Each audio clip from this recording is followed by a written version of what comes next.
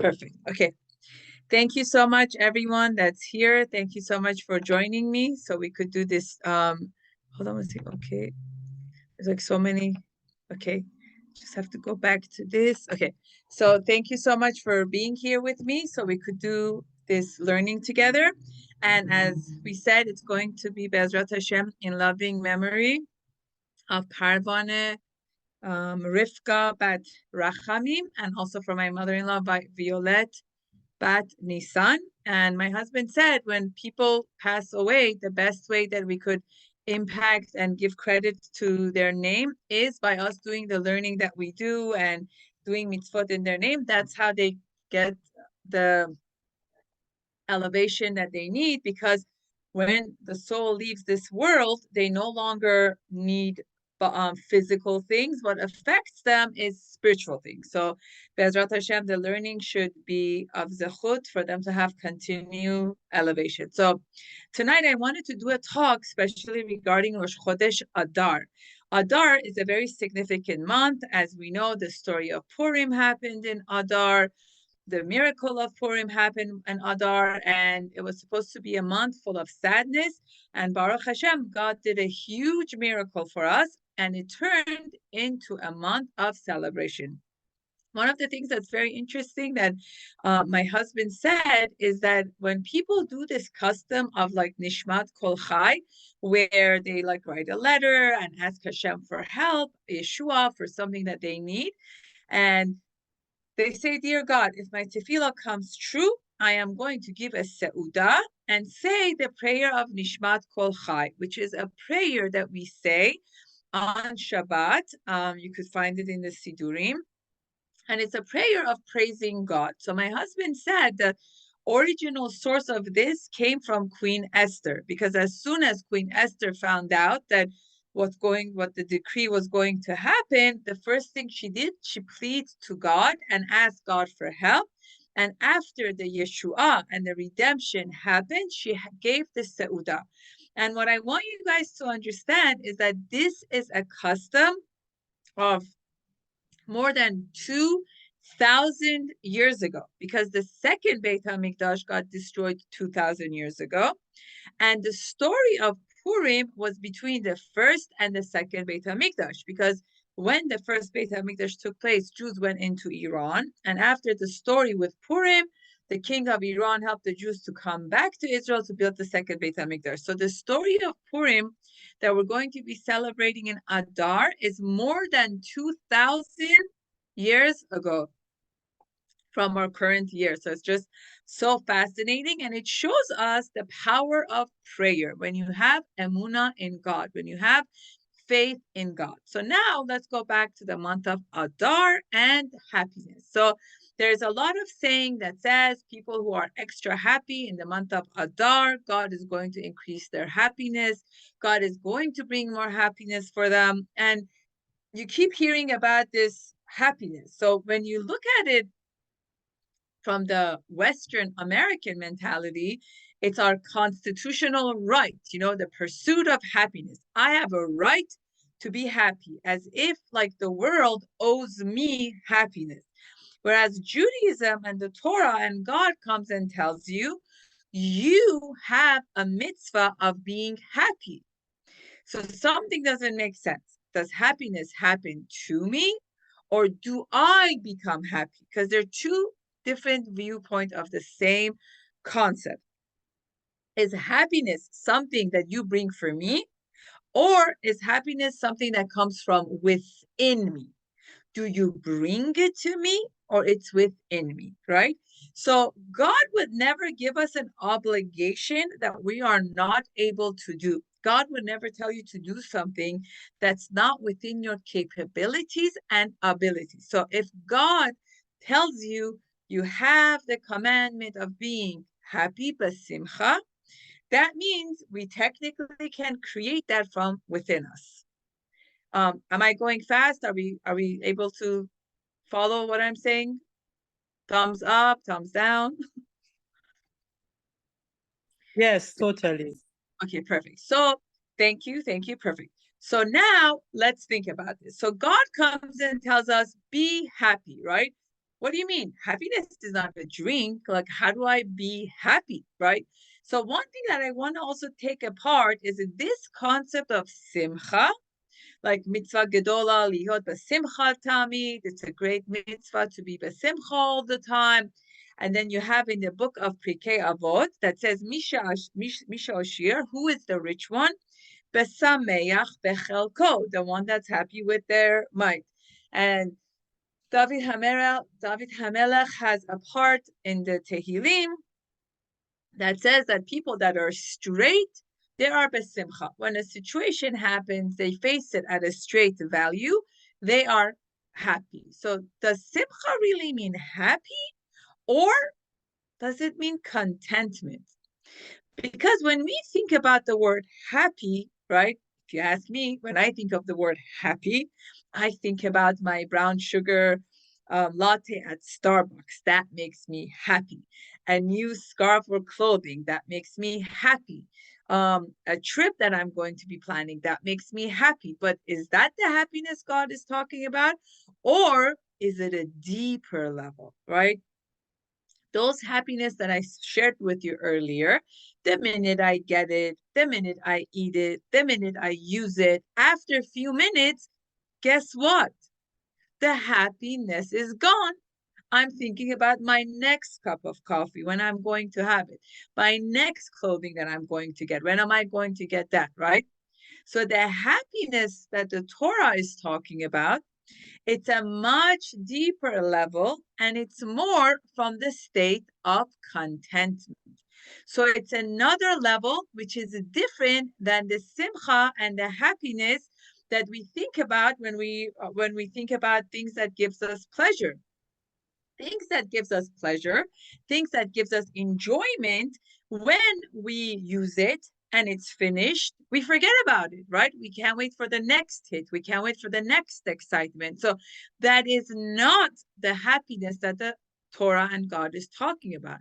The happiness and the contentment that Torah is talking about is on a magnitude level. It's on a much higher level. It's a deeper sense of happiness that comes from within. So those things has to do with more of an altruistic goodness, altruistic that nobody can take it away from you. It's about things that you create into the world. It has to do more with others than it has to do with you. And one of the ways, like, parents are more likely to, they experience that. When you have a child, you do things for them, whether they make you mad, whether they make you angry, they make you frustrated, because you feel the sense of responsibility. You feel the sense of, I mean, most parents, again, there are some that go into postpartum depression, that their chemical reaction are not on a healthy level, so they might not feel that. But in usually when people have a natural process of that experience, they feel like, I remember my grandmother, and I have her picture with me. I'm going to show you guys because it just means so much to me. So I just have to show you the picture. That's my mama Esther. So my mama Esther, my grandmother, used to always tell me, when you eat, I become happy.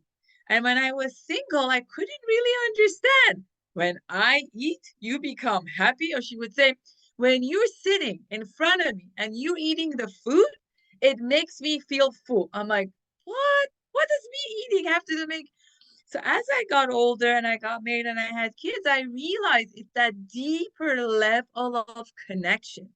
It's that deeper level of oneness. It's that deeper level of hana'ah, that I feel this contentment when I see that within you. And that is what God is teaching us. Why is God telling us mitzvah gedola lihot besimcha? Why is God telling us it's a mitzvah to be besimcha? Why is God telling us to be happy throughout the year? Why is God, as my Mora Negar Hachamzadeh on Wednesday said, God says to be happy, and on Tisha B'Av, be a little bit less happy. So throughout the year, be happy, feel the happiness, but on Tisha B'Av, feel it a little bit. Yes. What's such a big deal about this happiness? You become happy, I become happy, because ultimately God is saying to us, when you truly know I'm holding you, when you truly know I have your back, even when things are not going your way. When you truly know I'm here, you have nothing to worry about, right? Gam ki alech beket salma velo irala ki ata imati. The Mizmor from Tehillim. When you know I am truly here with you, there's nothing for you to fear, right? Your brain cannot be loving and happy and afraid at the same time, right? It's mutually exclusive. Your brain at the same time cannot be scared and happy. Like, let us process that, right? Our brain is incapable of having these two feelings at the same time, unless people are like psychotic and they're going to psychosis with these mood swings. I'm talking about like a typical neurotypical person, right? You cannot be both at the same time. So when God is coming and telling us in the month of Adar, be besimcha, he's saying have emuna. He's saying have bitachon. He's saying know that I'm here for you, know that I'm holding you. The ultimate true meaning of simcha is not about when things are going my way all the time. We have to make a clear explanation of this. When God tells us to be besimcha, it does not mean everything is going to be jolly and happy dandy, right? That's not what God is saying to us. What God is telling us is when you work on seeing the happy, when you work on seeing the good, when you work on seeing the positivity, then automatically more of that will come to you. But the more you are going in the mindset of fear and anger, the more that's going to go, right? Life doesn't always come the way we had anticipated from the morning until night, right? And there's that verse. It says, "Lahagid baboker chastecha." Every morning, in the morning, say your gratitude, ve'emunatcha baleilot, right? And your trust at nighttime. Why? Because it's when the times are dark and things are not going our way, and our kids are not listening, the spouse is giving us a problem, the co-worker. During that time, can you still see God? During that time, can you still believe that there is a higher power watching over you, right? When the day is bright as can be, it's much easier. But during the challenging time, it's much, much harder. So the month of Adar is showing us so many things within 1 month.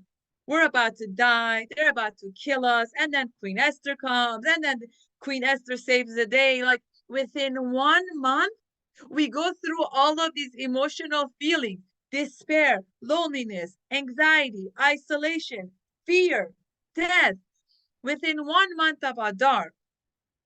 But what happens? Who saves the day? Female.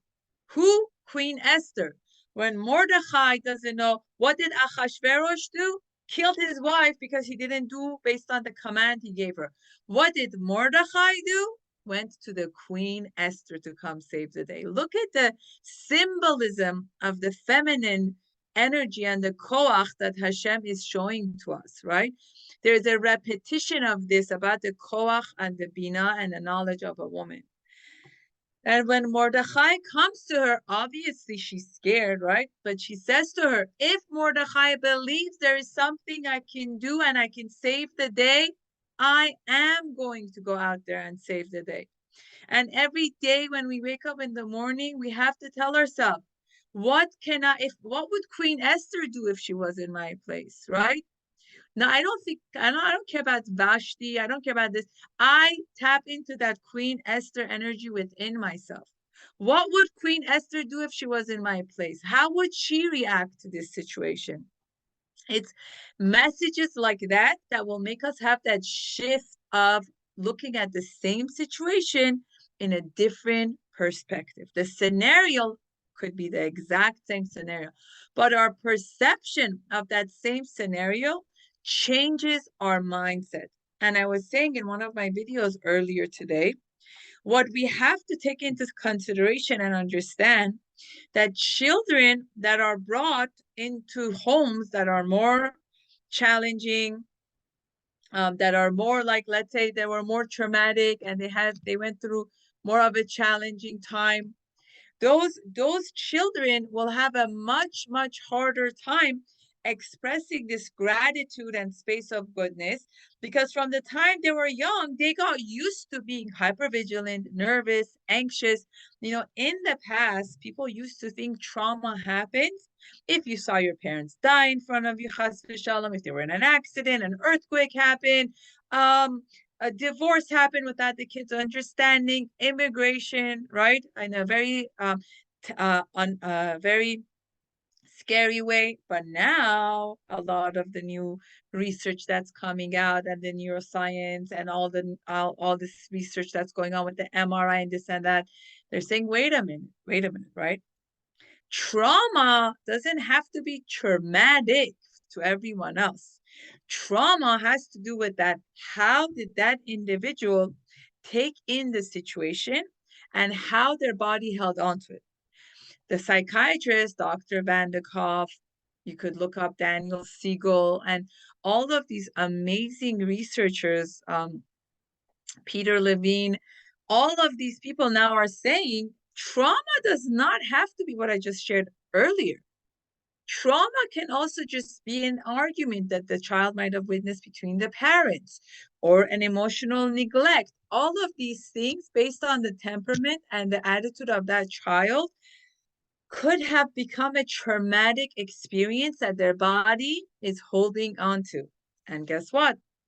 Talk therapy alone is not going to heal you through this. Sorry to say.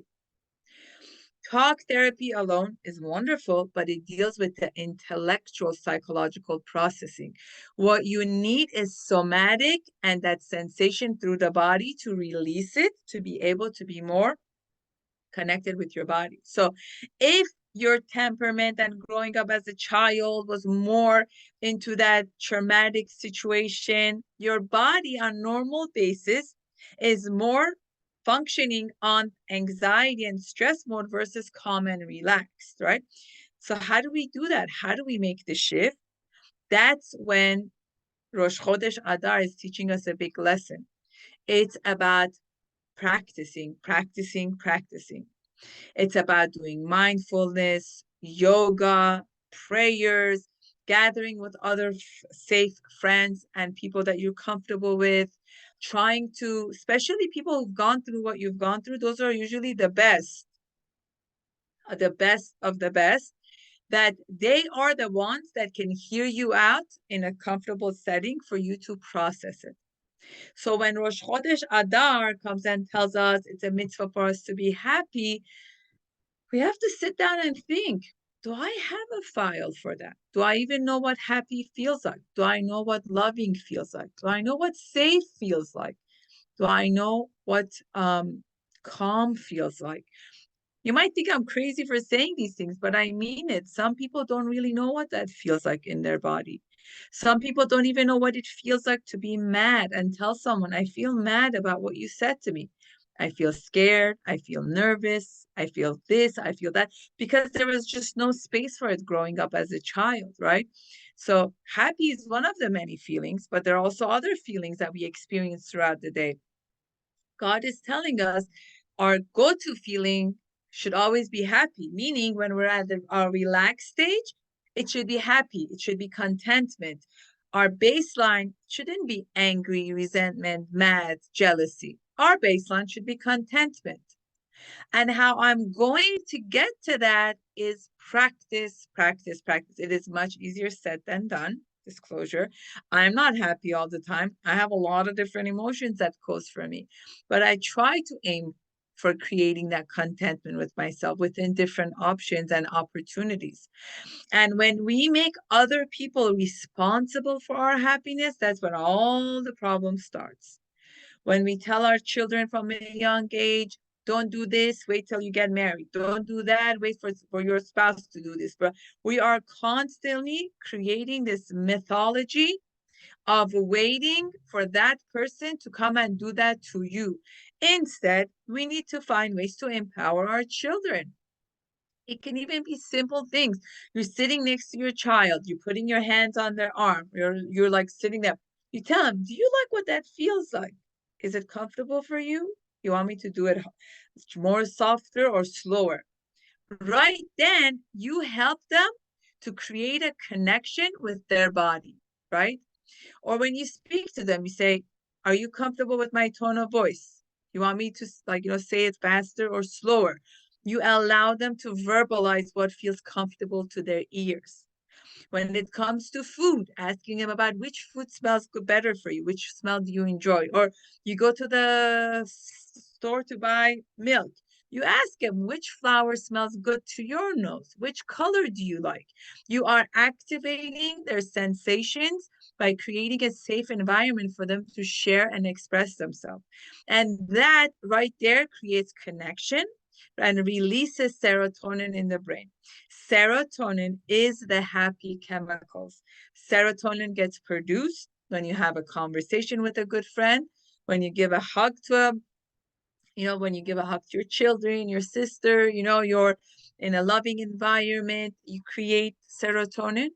When you read a good book, when you go for a walk, when you if you have an animal and you pet your animal, you create serotonin. Your brain releases serotonin. It's like very, very simple ways to creating serotonin. Just want to remind you guys that I'm going to upload the video. So if you don't want your screen to be on, I just want to let you know that I want to share it.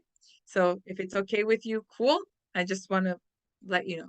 So serotonin gets released by these things, and some people can have so much deficiency of it that they need to talk to a psychiatrist, and sometimes they need to go on antidepressant to help them balance out their serotonin level because it's so low. So serotonin is our happy chemicals. It gets produced by vitamin D, which is also from the sunlight. And there's a lot of different foods you can eat that can also help you. Maybe one day we can also elaborate further on that if someone else wants to join and talk to us more about it. But serotonin is the happy chemicals in our brain where we have the power of creating. But what's on top of all of that is the koach, the power of manifestation. When you work on manifesting and thinking, your brain cannot tell the reality between imagination and truth. So manifestation is a positive form of PTSD. Let's say PTSD is more trauma-based, where our body reenacts what we had experienced and we go into a fight or flight mode. Whereas manifestation is the positive of waiting for it to happen.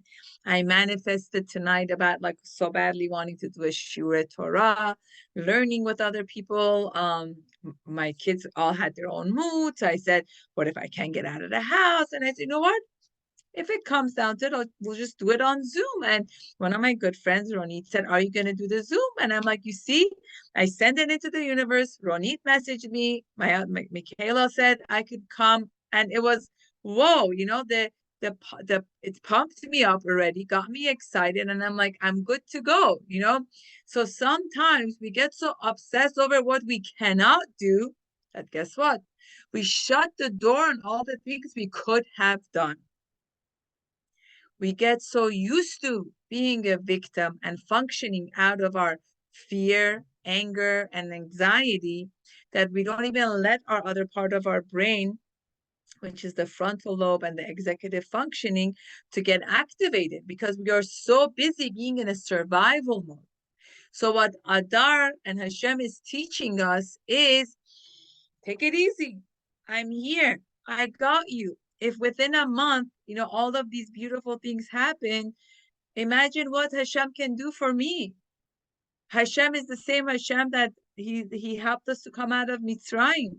If he was able to do that for our ancestors in Mitzrayim, obviously he's going to be able to do that for my little thing that I'm going through compared to that. And may it be also a Yeshua, a redemption for all the Chatufim in Israel. Be'ezrat Hashem, you should hear for them to be rescued with God's help in the merit of Rosh Chodesh Adar. We should hear Nisim and Niflaot for them to take place.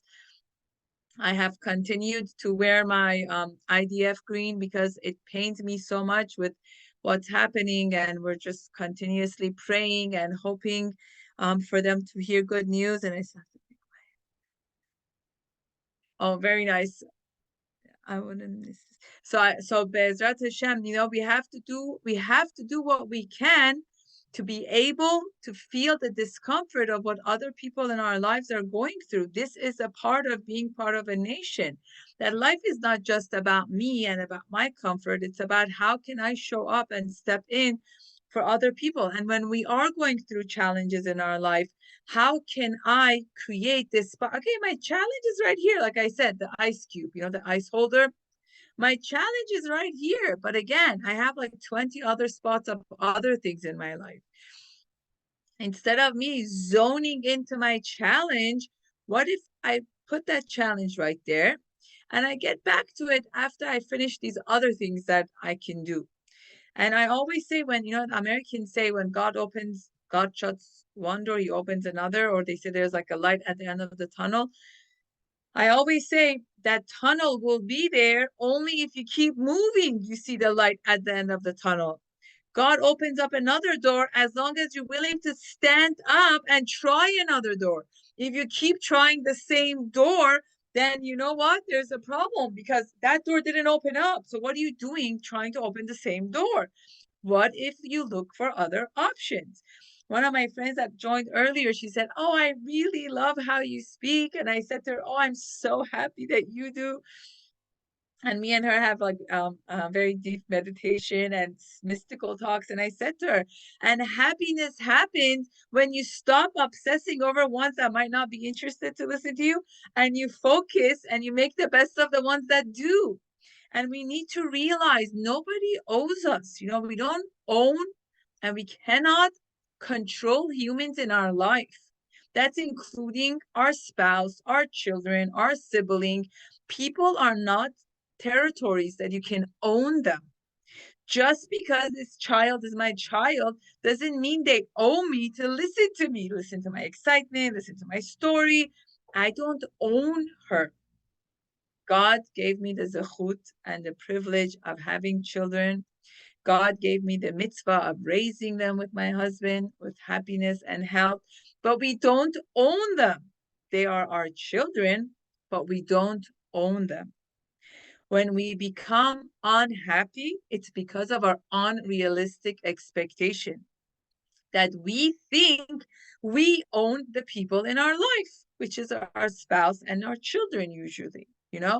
The sibling, we get over it at a certain point. We realize we can't control them, but the spouse and the children, and it's also a reenactment of everything we didn't get during our childhood. So subconsciously, we're trying to suck all of this out of these people in our life, right? But that is never going to make us happy. It's like running after our own shadow.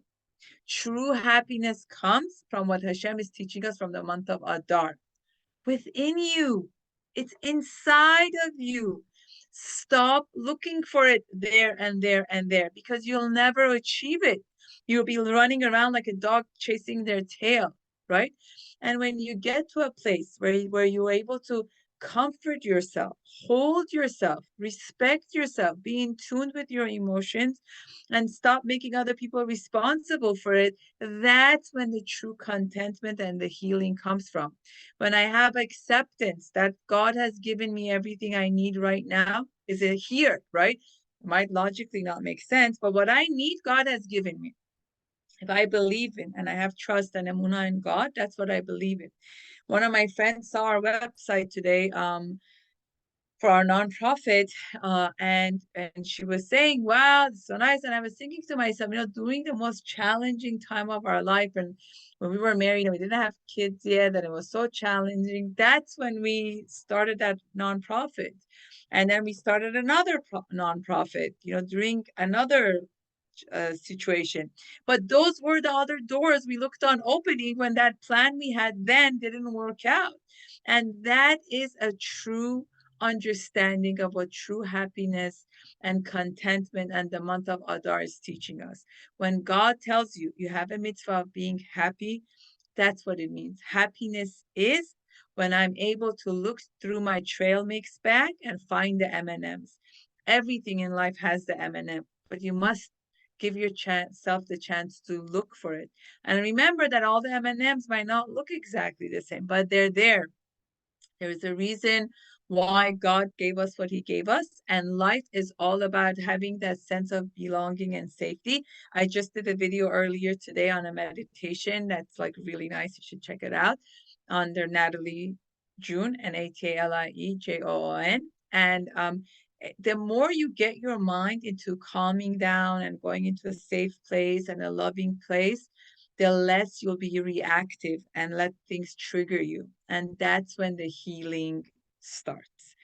Thank you so much for listening. I'm going to stop the recording. And then if we have any questions, hold on, stop recording.